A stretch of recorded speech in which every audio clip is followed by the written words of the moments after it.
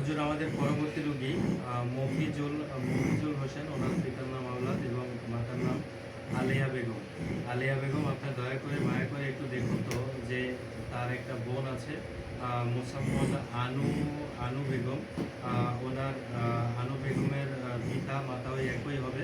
আপনি দয়া করে মায়া করে একটু দেখুন যে এই আনুকে এই মফিজুল ইসলাম কেন মেরে ফেলতে চাচ্ছে এবং কী কারণে মেরে ফেলতে চাচ্ছে, এই আনু খাতুনের কি সমস্যা, সে কেন এই মফিজুল কেন তাকে মেরে ফেলতে চাইছে, এই বিষয়গুলো একটু আমাকে দয়া করে সুন্দর করে জানিয়ে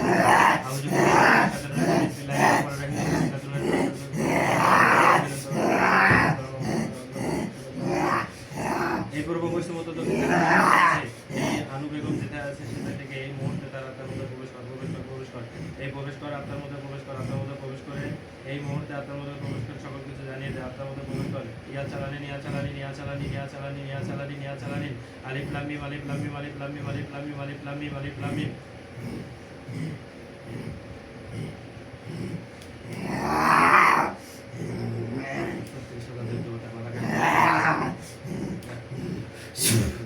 আউযু বিল্লাহি মিনাশ শাইতানির রাজিম, বিসমিল্লাহির রহমানির রহিম। আউযু বিল্লাহি মিনাশ শাইতানির রাজিম।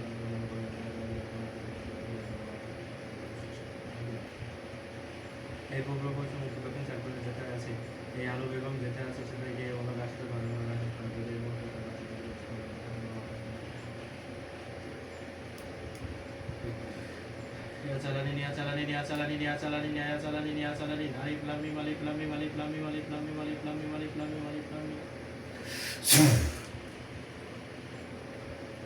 হুজুর আপনি দয়া করে মায়া করে এই মুহূর্তে তার রাশিতে প্রবেশ করুন।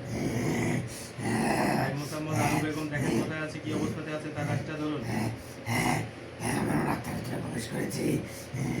হুজুর আপনি দয়া করে মায়া করে দেখুন তো এই যে আনু বেগমকে কেন এই মফিজুল হোসেন মেরে ফেলতে চাইতেছে, কারণটা কি? আমি দেখতে পাচ্ছি যে ওনার কিছু জমি জায়গা আছে আর একটি বড় ফ্ল্যাট বাসা আছে। জি জি, এটার ভাগ ওনার বোনকে দিতে হবে, সেই জন্য উনি মেরে ফেলতে চাইতেছে। এই ভাগ বাটোয়ারা নিয়ে তার বোনকে মেরে ফেলতে চাইতেছে, এই শুধু জমি জায়গা সংক্রান্ত বিষয় নিয়ে, শুধু জমি জায়গা সংক্রান্ত বিষয় নিয়ে তাকে মেরে ফেলতে চাইতেছে। আর অন্য কোনো সমস্যা আছে? আমি দেখতে পাচ্ছি আর অন্য কোনো সমস্যা নেই।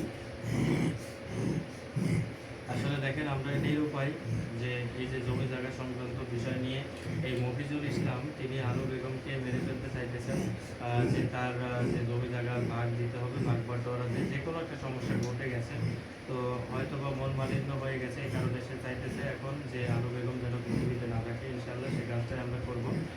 তবে হুজুর আপনি দেখুন তো এই আনু বেগমের শরীরটা কোনো কিছু দ্বারা বন্ধ করা আছে? হ্যাঁ, আমি দেখতে পাচ্ছি কোনো কিছু দ্বারা বন্ধ করা নেই।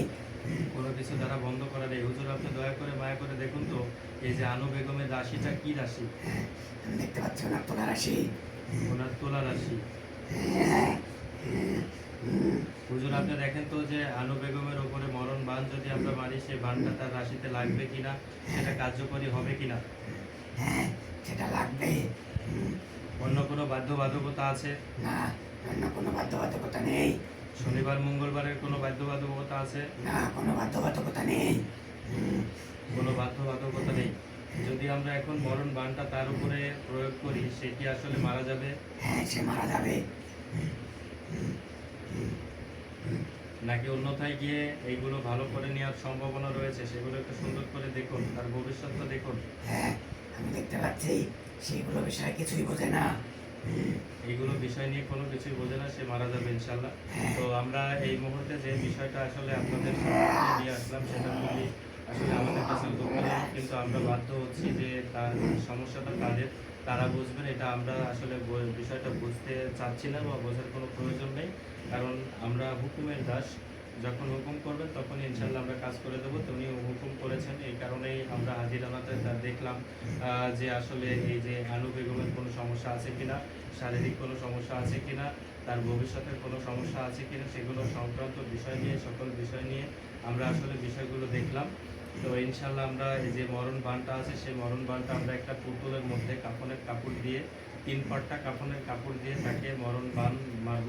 আর এই 3 পাট্টা কাফনের কাপড়ের উপরে কুফুরি লেখা থাকবে। কুফুরি লেখাটা যত দ্রুত আমরা মাটির নিচে দিয়ে দেব, বা পুরাতন কবরস্থান বলেন, শ্মশানঘাট বলেন, এইখানে দিয়ে দেব, অথবা যে কোনো পরিত্যক্ত একটা জায়গাতে আমরা এটা কবর দেব। এই কবর দেওয়ার সঙ্গে সঙ্গে যত দ্রুত এই কাফনের কাপড়ের লেখাগুলো মুছতে থাকবে, তত দ্রুততম তার শরীর অসুস্থ হয়ে যাবে। যত মুছবে তত দ্রুত শরীরটা অসুস্থ হয়ে যাবে এবং সে এক পর্যায়ে ধাম করে পড়ে মারা যাবে। সে ধাম করে স্ট্রোক আকারে পড়বে, মাত্র মারা যাবে। ইনশাল্লাহ সবাই ভালো থাকবেন এবং আমাদের জন্য দোয়া করবেন, আমরা যেন আপনাদের পাশে থাকতে পারি, সবাইকে উপকৃত করতে পারি। এই জন্য আমার জন্য সবাই দোয়া করবেন। ইনশাল্লাহ আল্লাহ তাআলা যেন আমাকে নেক হায়াত দান করে থাকেন। সবাই ভালো থাকেন ইনশাল্লাহ। আসসালামু আলাইকুম ওয়া রাহমাতুল্লাহি ওয়া বারাকাতুহু।